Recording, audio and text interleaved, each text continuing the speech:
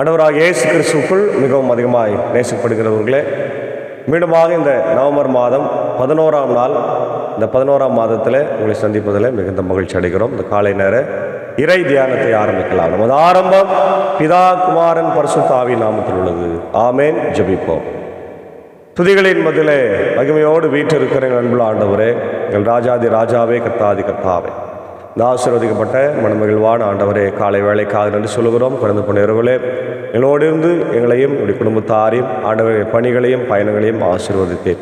இந்த காலை நேரத்தில் மீண்டுமாய் ஜீவனோடு எழுப்பியிருக்கிற இந்த நாளில் நம்முடைய இறை செய்தி, பாடல் வேலை, ஜெப வேலை ஆசீர்வதிங்க ஆண்டவரே. இதை கேட்டு பயன்பெறுகிற எல்லா மக்களுக்கும் நம்முடைய இறை ஆசிரியர்களை தந்து நீர் வழிநடத்த வேண்டும் என்று கெஞ்சி மன்றாடுகிறோம். இறையை பொறுப்பேற்றுக் கொள்ளும், ஆசீர்வதியும். இயேசு கிறிஸ்துவின் வழியை ஜெபிக்கிறோம், ஜெபம் கேளும் நல்ல பிதாவே. ஆமேன். காலை வேளையில் கர்த்தரை துதிக்கும்படியாக 656வது பாடலாகிய அதிசயமானவர் ஆலோசனை கர்த்தர் என்ற பாடலை சாருடன் இணைந்து நாம் பாடுவோம்.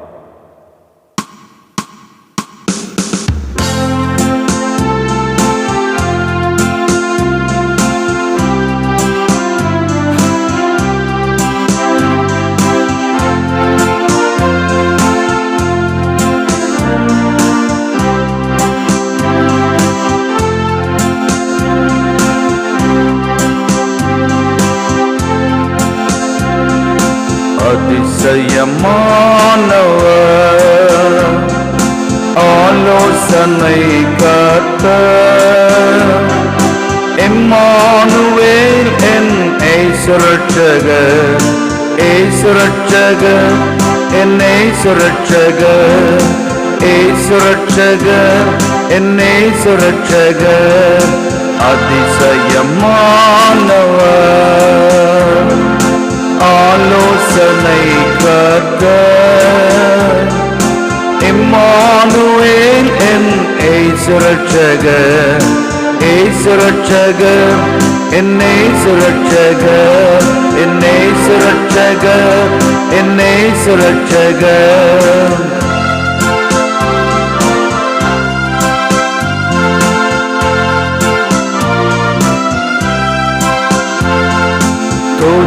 துதிகளுக்குரியவர் தேவாதி தேவன், இனியவர் இயேசு இறைவனின் மைந்தன். துதிகளுக்குரியவர் தேவாதி தேவன், இனியவர் இயேசு இறைவனின் மைந்தன். வழியும் அவரே,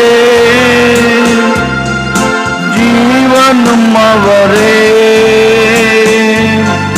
வழியும் அவரே, ஜீவனும் அவரே, ஒளியாய் நிலவும் நாயகன் அவரே, ஒளியாய் நிலவும் நாயகன் அவரே. அதிசயமானவர் ஆலோசனை கர்த்தர், இம்மானுவேல் என் ஏசுரட்சகர், என் ஏசுரட்சகர், என் ஏசுரட்சகர், என் ஏசுரட்சகர், என் ஏசுரட்சகர்.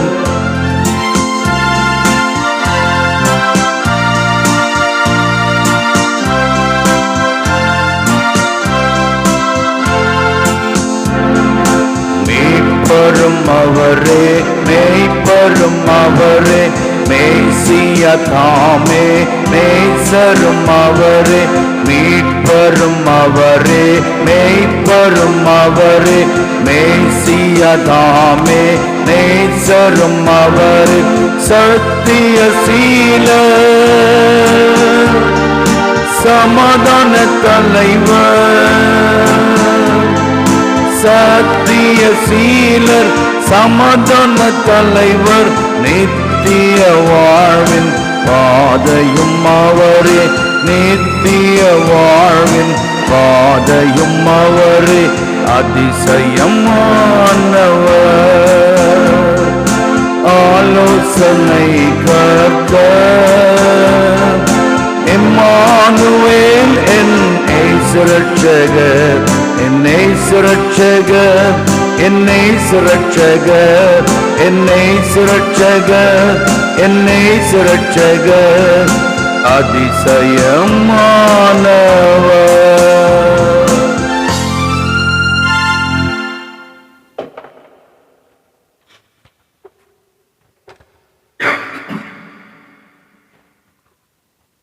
கிறிஸ்தேசுக்குள் மிகவும் அதிகமாக நேசிக்கப்படுகின்ற அருமையான உடன் விசுவாசிகளே, உங்கள் யாவரையும் இறைமைந்தன் இயேசுவின் திரு பெயரிலே இந்த காலை வேளையிலே அன்போடு வாழ்த்தி வரவேற்கின்றோம். இந்த நாளிலும் நாம் தியானிக்கும்படியாக தெரிந்து கொண்ட கடவுளுடைய வார்த்தை, அது மல்கியாவின் புத்தகம் 4ஆம் அதிகாரத்தில் இருக்கின்ற இறை வார்த்தைகள். மல்கியா 4ஆம் அதிகாரத்தில் இருக்கின்ற இறை வார்த்தை. இந்த புத்தகத்தினுடைய பின்னணியை நாம் பார்க்கும்போது, என்னுடைய ஆசிரியர் இறுதி கால காரியங்களை குறித்து மிகவும் உற்சாகமாய் சொல்லுகின்ற ஒரு ஆசிரியர். மல்கியா இவருடைய பெயருக்கு என் தூதுவர் அல்லது கர்த்தரின் தூதுவர் என்று பொருள். எழுதப்பட்ட காலம் பொதுவாக கிமு 440 முதல் கிமு 400 வரையிலான காலப்பகுதியில் இது எழுதப்பட்டிருக்கலாம் என்று நம்பப்படுகிறது. இவருடைய சூழல், பாபிலோனிய சிறையிருப்பிலிருந்து யூதர்கள் திரும்பி வந்து செருபாபேலின் தலைமையில் 2வது ஆலயத்தை கட்டி எழுப்பிய கிமு 516 பல ஆண்டுகளுக்கு பிறகு காலகட்டத்தை குறிக்கிறது. இது எஸ்ரா மற்றும் நெகேமியா ஆகியோரின் ஊழிய காலத்திற்கு பிந்தைய அல்லது அவர்கள் இல்லாத இடைப்பட்ட சூழலுடன் நெருங்கி தொடர்புடையதாய் இது இருக்கிறது. வரலாற்று சூழல்ல யூதாவின் நிலை அல்லது சோர்வு மற்றும் ஏமாற்றம், பாபிலோனிய சிறையிருப்பிலிருந்து திரும்பி வந்தவர்களுக்கு தாங்கள் எதிர்பார்த்தபடி தேசத்தின் முழுமையான மகிமையும் மேசியாவின் வருகையும் உடனடியாக நிகழவில்லை என்ற ஏமாற்றம் இருந்தது. மத சீர்கேடு, மக்கள் மற்றும் ஆசாரியர்களிடையே மத சடங்காச்சாரங்களில் சோர்வு, அலட்சியம் மற்றும் சீர்கேடு ஆகியவை பெருகியிருந்தன. ஆசாரியர்களின் குற்றம் கரையுள்ள மிருகங்களை பலி கொடுத்தல், அது சட்டத்திற்கு விரோதமானதாய் காணப்பட்டது. தேவனுடைய நாமத்தை அசட்டை செய்வது அங்கே இயல்பாய் நடந்தது. மக்களுடைய பாவம் மிக அதிகமாய் பெருகினது. தசமபாகம் கொடுக்காமல் கர்த்தரை ஏமாற்றியதை நம்ம பார்க்கிறோம்.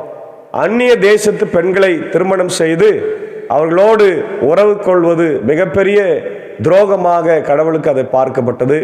அதே போல சமூக அநீதி, ஏழைகளை ஒடுக்குதல், கூலிக்காரன் கூலியை அபகரித்தல் போன்ற சமூக அநீதிகளும் காணப்பட்டன. பழைய ஏற்பாட்டின் இறுதி மல்கியா தீர்க்க தரிசனத்துடன் பழைய ஏற்பாடு தீர்க்க தரிசனங்களின் காலம் முடிவடைகிறது. இதன் பின்னர் சுமார் 400 ஆண்டுகள் தேவனுடைய வார்த்தை இஸ்ரவேலுக்கு உரைக்கப்படாத ஒரு மௌன காலமாக இருந்தது. ஆகவே இந்த புத்தகத்தினுடைய அழைப்பு மிக முக்கியமாய், இந்த பகுதியினுடைய அழைப்பு மனம் திரும்ப ஆண்டவர் அழைக்கிறார். தேவன் இஸ்ரவேலை நேசிக்கிறார் என்பதை மீண்டும் வலியுறுத்துகின்ற ஒரு பகுதி இந்த பகுதி. தங்கள் பாவமான வழிகளில் இருந்து விலகி தேவனிடத்திற்கு திரும்பபடி மக்களுக்கு எச்சரிக்கை கொடுத்து அழைப்பு விடுப்பதே இதன் முக்கிய நோக்கமாகும். வர இருக்கின்ற செய்தியாளர் மேசியா ஆண்டவராக இயேசு கிறிஸ்துவுக்கு முன்பாக வழியை ஆயத்த செய்ய போகும் தூதுவர் யோவான் ஸ்நானகன் என்கின்ற காரியத்தை இந்த புத்தகம் 3ஆம் அதிகாரத்தில் அதை பார்க்கிறோம். அதே போல நியாய தீர்ப்பு மற்றும் மீட்பு வர இருக்கும் நியாய தீர்ப்பை எச்சரிப்பதுடன் நீதியுடன் செயல்படும் நீதிமான்களை தேவன் நினைவு கூர்ந்து மீட்பார் என்று 3ஆம் அதிகாரம் 16 18 பார்க்கின்றோம் என நம்பிக்கையும் கொடுக்கின்றது. மல்கியா புத்தகம் கர்த்தருக்கும் இஸ்ரவேல் மக்களுக்கும் இடையான ஒரு கேள்வி பதில் அல்லது விவாத பாணியில் அமைந்திருப்பது இதன் சிறப்பாக இருக்கிறது. மல்கியா புத்தகத்தின் வேற எந்த அதிகாரம் பற்றிய விளக்கம் அல்லது அதன் சுருக்கம் நாம இதில் பார்க்க முடிகின்றது. ஆண்டவருடைய நாள் இதோ சூளையை போல் எரியும் அந்த நாள் வருகின்றது. அப்போது ஆணவக்காரர், கொடுமை செய்வோர் அனைவரும் அதனுள் போடப்பட்டு சருகாவார். அன்பான தேவ பிள்ளைகளே, கடவுளுடைய நாள் வருவதற்கு ஆயத்தமா இருக்கிறது. அவர் வரும்போது அந்த நாள் எப்படி இருக்குன்னா, மகா பயங்கரமான ஒரு நாளாய் இருக்கும். அதான் வேதம் சொல்லுகிறது. பல புத்தகங்களில் சொல்லியிருக்கிறது. புதிய ஏற்பாட்டில் இயேசுவின் போதனையில் வருகை பற்றிய செய்தி மிக மிக முக்கியமாய் இங்கே கொடுக்கப்பட்டிருக்கிறது, சொல்லப்பட்டிருக்கிறது. அது மகா பயங்கரமான நாளையும் அவருடைய நீதியுள்ள நியாய தீர்ப்புகளையும் அது கொண்டுள்ளது. அதான் நம்ம இங்கே பாருங்க. கர்த்தருடைய நாள் என்பது நீதியும் மீட்பும் மறு சீரமைப்பும் பிரதான கருத்தாக இதில் இருக்கிறது. இதில் கர்த்தருடைய நாளில் அகங்காரிகள் நியாயத்தீர்க்கப்படுவார்கள். அவருடைய நாமத்துக்கு பயந்திருக்கிறவர்கள் மேல நீதியின் சூரியன் உதிக்கும் என்பதுல எந்த சந்தேகமும் இல்லை. அதான் நம்ம பார்க்கிறோம். அப்போ கர்த்தருடைய நாள் என்பது என்னன்னா, நியாய தீர்ப்பின் நாள், அழிவின் ஜுவாலை. அதான் 4ஆம் அதிகாரம் 1ல நம்ம பார்க்கிறோம். அது சூளையை போல எரிகிற நாள். இது கர்த்தருடைய நியாய தீர்ப்பை குறிக்கிறது. பாவம் மற்றும் அகங்காரம் முற்றிலும் அழிக்கப்படும். அகங்காரிகள் துரும்பா இருப்பார்கள். துன்மார்க்கர் இந்த அக்னிக்கு தப்ப முடியாது. அவர்கள் வேரையும் குப்பையும் வைக்காமல் எரிக்கப்படுவார்கள். துன்மார்க்கரின் முடிவு சாம்பலை போல ஆவார்கள். கர்த்தருக்கு பயந்தவர்கள் தீயவர்களை தங்கள் காலின் கீழ் மிதிப்பார்கள். நீதியின் வெற்றி உறுதியானது. கர்த்தருக்கு பயந்தவர்களுக்குள்ள மீட்பு. நீதியின் சூரியன் அங்கே உதிக்கிறது. ஆமென், அல்லேலூயா. சூளையிலே போடப்படுவார்கள். கர்த்தருடைய நாளில் ஆண்டவருக்கு விரோதமாய் பாவம் செய்கிறவர்கள், மனம் திரும்பாதவர்கள், அக்கிரமக்காரர் இல்லையா, எல்லாருமே சூளை. இன்னைக்கு நம்ம எல்லாருமே சூளையை பார்த்துருக்குறோம். பல நிலங்களில் என்ன பண்ணுவாங்கன்னா, விவசாயம் செழிக்கலைன்னா அந்த நிலத்தை குத்தைக்கு விடுவாங்க. அந்த நிலத்தில் என்ன பண்ணுவாங்க, இருக்கிற மண் எல்லாம் எடுத்து, செம்மண் அல்லது வேற ஏதாவது களிமண்ணெல்லாம் எடுத்து செங்கல் சுடுவாங்க இல்லையா. செங்கல் சுடும்போது நீங்கள் பார்த்தீங்கன்னா அது ரொம்ப அழகாக பில்டிங் மாதிரியே நல்லா பெருசாக அடிக்கிட்டு அதில் கீழே வேற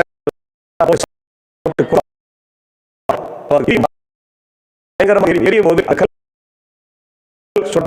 கல்லு தான்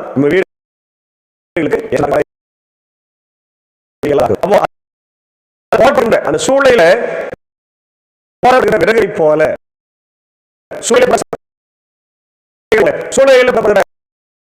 துன்பகை போல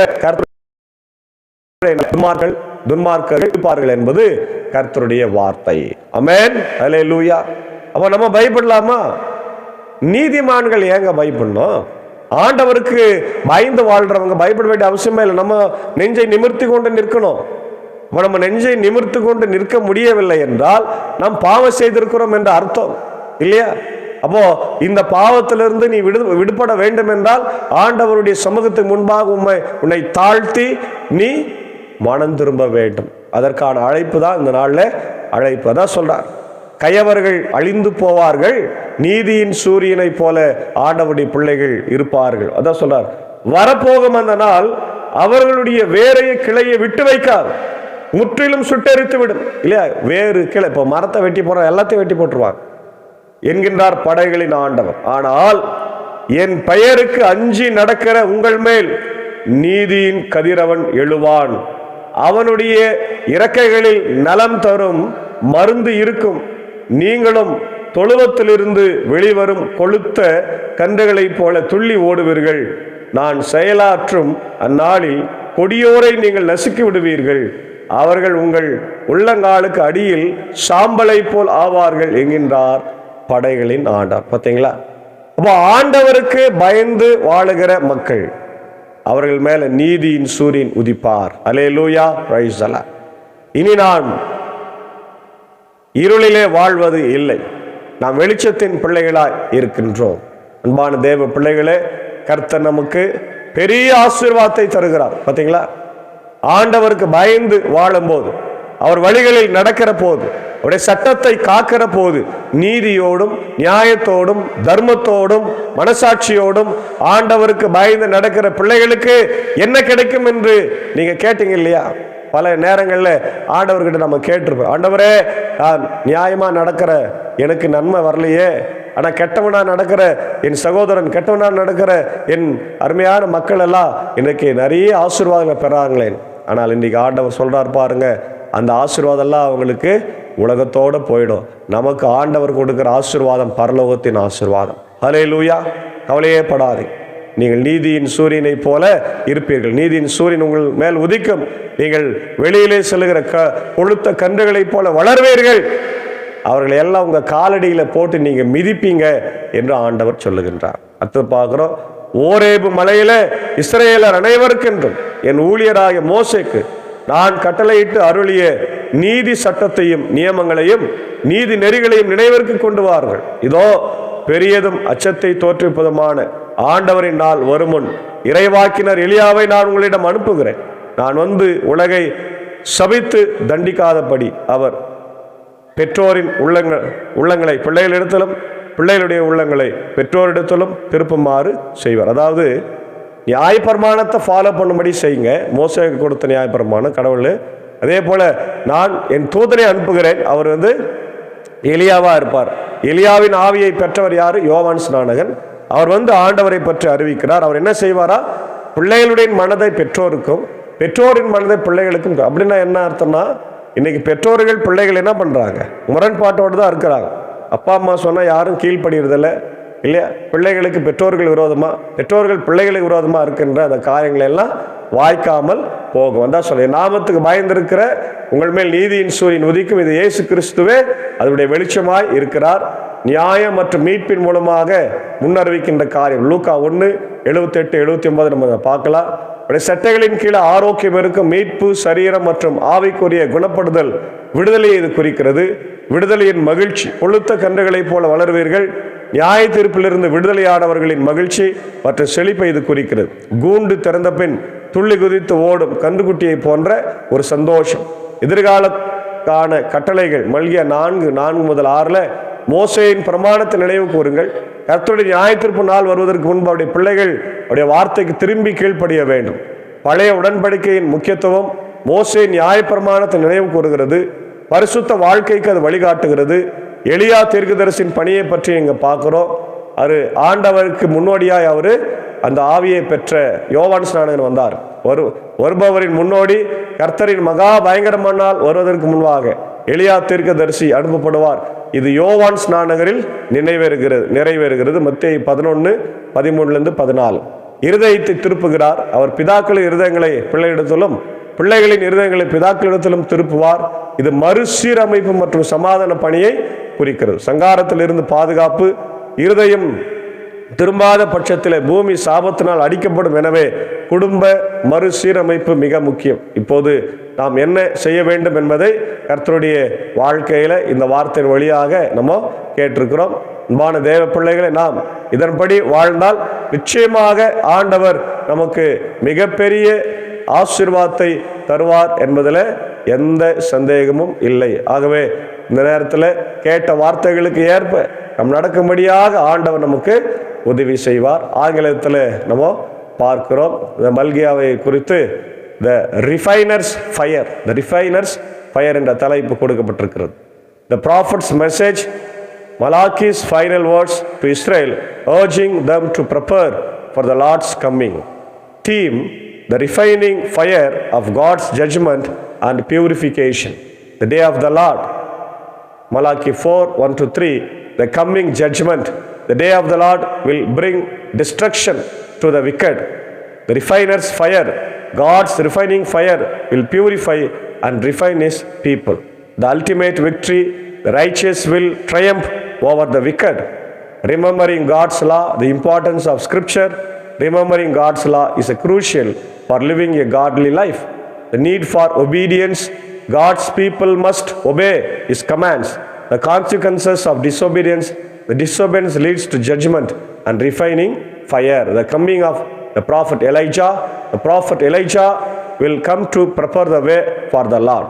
The fulfillment in Jesus, that John the Baptist fulfilled this prophecy, preparing the way for Jesus. He got the spirit of Elijah. The art of repentance. God's people must have a heart of repentance, turning back to Him. Conclusion: prepare the Lord's coming. The refiner's fire. God's refining fire will purify and refine His people. Call to repentance. Turn back to God and prepared for His coming. அன்பான தேவ பிள்ளைகளே, இந்த வார்த்தைகளை மனதிலே பதிய வைத்து ஆண்டவருடைய வருகைக்காக, ஒரு வருகை எப்பொழுதும் இருக்கும் என்பதை உணர்ந்து வாழுடைய வருகைக்காக நீதிமான்களை வாழ தூய ஆவியானவர் இந்த நாளிலே நமக்கு உதவி செய்து காப்பாராக. ஆமேன். ஜெபிப்போம். எங்களை அளவுக்கு அதிகமாக நேசிக்கிற நல்ல ஆண்டவரே, இந்த காலை வேளையிலே மீண்டுமா நம்முடைய வார்த்தைகளை கேட்டதற்காய் ஸ்தோத்திரம். ஆண்டவரை, நாங்களும் கூட பாவத்தில் அக்கிரமத்தில் இருந்தபோது எங்களுக்காய் நீர் மரித்து ரத்தம் சிந்தி எங்களை கல்வாரி சிலுவையில் மீட்டதற்காக உம்மை ஸ்தோத்திரம். உண்மைக்கு ஆண்டவர் நன்றி செலுத்துகிற இந்த நாளிலும் ஆண்டவரை கேட்ட இறை வார்த்தைக்கு ஏற்ப நாங்கள் உம்முடைய பிள்ளைகளாய் இந்த உலகத்தில் சாட்சியாய் ஜீவிக்க ஆண்டவர் கிருபை தார். வருகைக்காக ஆயத்தப்பட கிருபை தார். காலை நேரத்தில் ஆண்டவரை இந்த ஊழியத்தை ஆண்டவரை தாங்குகிற, ஜெபத்தில் தாங்குகிற, இதை பார்க்கிற, கேட்கிற, ஷேர் பண்ணுற எல்லாரையும் ஆசீர்வதி. குறிப்பாக இந்தியாவில் இருக்கிற மக்கள், தமிழ்நாட்டில் இருக்கிற மக்கள், வெளிநாட்டில் இருக்கிற மக்கள், America, UK, Australia, New Zealand, Philippines, gulf countries, ஆண்டவரே முஸ்லீம் கண்ட்ரிஸ், எல்லா நாட்டில் இருந்து இதை பார்க்கின்ற எல்லாரையும் கர்த்தர் ஆசீர்வதி. குறிப்பாக இந்திய தேசத்தின் அரசாங்கத்துக்காக ஜெபிக்கிறோம். ஜனாதிபதி, பிரதமர், என்னுடைய முதலமைச்சர், கவர்னருக்காக ஆண்டவர் நடைபெற்று வருகிற எல்லா பணிகளுக்காக ஜெபிக்கிற அமைதி, சமாதான, சந்தோஷத்தை தாரும். ஆண்டவருடைய இந்திய சுவிசேஷ உத்தரன் திருச்சபை, 3 சபை சங்கங்கள், போதகர்கள், ஊழியங்கள், ஸ்தாபனங்கள், பள்ளிக்கூடங்கள் யாவற்றையும் என் தேவன் ஆசீர்வதிக்கும்படியாக கெஞ்சி மன்றாடும். இந்த காலை நேரத்தில் இந்த இறை வார்த்தைகளை கேட்டுக்கொண்டிருக்கிற ஒவ்வொரு வாழ்க்கையில், தனிப்பட்ட வாழ்க்கையில் நீர் பேசும். வாழ்க்கையில் ஆண்டவர் மனம் திரும்பி வாழ, உம்முடைய ரட்சிப்பை அவர்கள் வீணாக்காமல் வாழ கர்த்தர் கிருபை தார். இந்த நேரத்தில் ஆண்டவரே இப்படி அன்பர் சாருக்காக, ஏஞ்சக்காவுக்காக, அன்பான பிள்ளைகள், வாத்தாள் மரியாளுக்காக, சாகு சார் டீச்சருக்காக ஜபிக்கிறோம். ஆண்டவர் இந்த ஊழியத்தில் எங்களோடு இணைந்து அடியேனையும் குடும்பத்தை கூட ஆசீர்வதிங்க. எல்லாரும் இணைந்து இப்படி பணியை செய்கிற போது ஆண்டவரே எங்களுக்கு உற்சாகத்தை, பலத்தை தார். அதற்கு ஆண்டவரே வித்தாக நேற்று தினத்தில் நவம்பர் 10ஆம் நாளிலே ஆண்டவரே கீழ்பாக், ஆண்டவரே இதோ அருமையான அந்த லுத்தரன் திருச்சபையில், ஆண்டவரே அருள்நாதர் லுத்தரன் திருச்சபையில் நாங்கள் அனைவரும் சென்று இருந்தோம். அந்த இடத்துல மார்ட்டின் லூத்தருடைய ஆண்டவரே 543வது பிறந்தநாளை மகிழ்ச்சியோடு கொண்டாடினோம். அங்கே கொடுக்கப்பட்ட எல்லா விதமான ஆசீர்வாதமான காரியங்களுக்காக நன்றி செலுத்துகிறோம். குறிப்பாக அடியனுக்கு இந்த வருடத்தினுடைய ஷெப்பர்ட் ஆஃப் த இயர் என்ற அந்த ஒரு பெரிய பரிசை ஆண்டவர் கொடுத்திருக்கிறாங்க. அது உற்சாகத்தை ஆண்டவரை தருகிறது, ஊழியத்தை மென்மேலும் செய்ய வழிவகுக்கிறது. அதற்கு பெரிய உதவியாக இருந்த இப்படி அன்புக்குரிய சாகோ சாருக்காக நான் ஜபிக்கின்றோம். அவருடைய ஆண்டவரை முயற்சி, அவருடைய ஆண்டவர் பண செலவு எல்லாவற்றையும் ஆலோசனை எல்லாம் ஆண்டவரை தந்து, அவருடைய அருமையான டிஎல்சினுடைய ஆண்டவரே மியூசிக் அண்ட் ஆண்டவர் இந்த கான்செப்டினுடைய டைரக்டர் டாக்டர் ஏஜே சந்திரன் அவர்கள் வழியாக அடியாருக்கு அதை கொடுத்ததற்காக ஸ்தோத்திரம். அடியேனும் அன்பர் சாரும் அருமையான சாகோ சாரும் மனோஜ் ஐயரும் ஆண்டவர் நாங்கள் இணைந்து அந்த இடத்திற்கு சென்று பத்திரமாய் திரும்பி வர கிருபை செய்தீர். இப்படி பயணங்களை வாய்க்க செய்திருக்கிறீர். தொடர்ந்து ஆண்டவர் இப்படி ஊழியத்தை உற்சாகமாக செய்ய இந்த ஆண்டவர் விருது அடியனுக்கு ஆண்டவரை நீர் கொடுத்திருக்கிறீர் என்ற நம்பிக்கையோடு ஆண்டவர் தொடர இந்த பணியை தொடர கிருபை தார். இந்த நேரத்தில் ஆண்டவரே இந்த ஊழியத்தில் ஆண்டவர் இருக்கின்ற ஒவ்வொருவருக்காக, உற்சாகப்படுத்துகிற மக்களுக்காக நம்ம மீண்டுமாய் ஜபிக்கிறோம். குறிப்பாக இந்த நாளில் பிறந்த நாளைக்கு நன்றி செலுத்துகிறேன். இப்படி அன்புக்குரிய ஆண்டவரே ஒசூர் திருச்சபையினுடைய ஊழியத்தில் இருக்கிற செயின்ட் பால்ஸ் உத்தரன் திருச்சபையினுடைய அன்பு குடும்பத்தின் மக்கள், திருமதி பியூலா, திரு தென்னரசனுடைய அன்பு பிள்ளை ஜெனிக்காய் ஜபிக்கிறது. நாளை தன் பிறந்த நாளை கண்டு நன்றி செலுத்துகிற மகளோடு ஆண்டவரை தங்கியிருங்க. ஊழியத்தில் இருக்கிற பிள்ளைகள் ஆண்டவரை மிஷினரி குடும்பம், அவளை ஆசீர்வதிங்க, வழிநடத்துங்க, தேவையை சந்திங்க. குறிப்பாக ஜெனிக்காக நாங்கள் ஜபிக்கிறோம். மகளை ஆசீர்வதிங்க. இந்த பிறந்தநாள் ஆசீர்வாதமாக இருக்கட்டும். ஆண்டவரை வாலிப பிள்ளைகள் ஆண்டவரை சுவாசத்தில் வளரும்படியாக, ஊக்கத்தோடு இருக்கும்படியாய் கர்த்தர் கிருபை தார். அன்பு சகோதரி ஜெமிக்காய் ஜபிக்கிறோம்.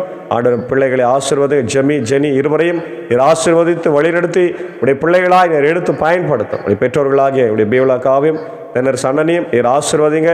உடைய ஊழியங்கள் சிறக்கட்டும். உடைய குடும்பங்கள், பெற்றோர்கள், உடன்பிறப்புகள் யாவரையும் ஆசீர்வதியும். அதே போல ஆண்டவரே இப்படி அன்புக்குரிய அம்மா சுதா பிரான்சிஸ் அம்மாவனுடைய அன்பு மூத்த மகன் ஜெம் பிரசன்னா அவர்களுக்காக ஜபிக்கிறோம். குவைத்தில் மனைவி பிள்ளைகளோடு இருக்கிறார். அவரை ஆசீர்வதிங்க.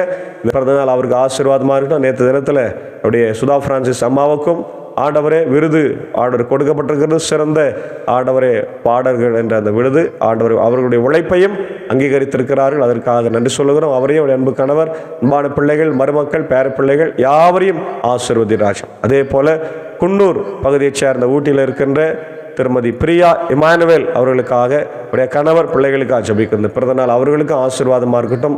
ஆண்டவருடைய எல்லா தேவைகளையும் இந்த தேவன் பரத்திலிருந்து சந்திக்க வேண்டும் என்று நாள் ஜபிக்கின்றோம்.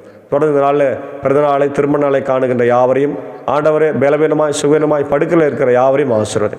ஆண்டவர் பலப்படுத்தும். அடியேனையும் குறிப்பாக பணியாற்றுகிற பாவன பள்ளியும், இன்னொரு வடகரை மேல்சனம் திருச்சபைகள், பொறுப்பாளர்கள், குடும்பங்கள் யாவருக்காக ஜபிக்கிறோம். கர்த்தர் நீர் பெரியவர், பெரிய காரியங்களை செய். அவர்கள் எல்லாரையும் வழிநடத்தி ஆசீர்வதிக்கும்படியாக ஜபிக்கிற இந்த நாளின் எல்லா பணிகளையும், பயணங்களும் கர்த்தர் எங்களுக்கு ஆசீர்வதித்து தார். துதி கன மகிமை உமக்கே செலுத்துகிறோம். இயேசுவின் மூலம் ஜபிக்கிறோம் நல்ல பிதாவே, ஆமேன். எல்லா வல்ல தந்தை, மகன், தூய ஆவியின் ஆசைகள் இந்த நாளிலே நம்முடையவரோடு கூட இருப்பதாக. ஆமேன். God bless you.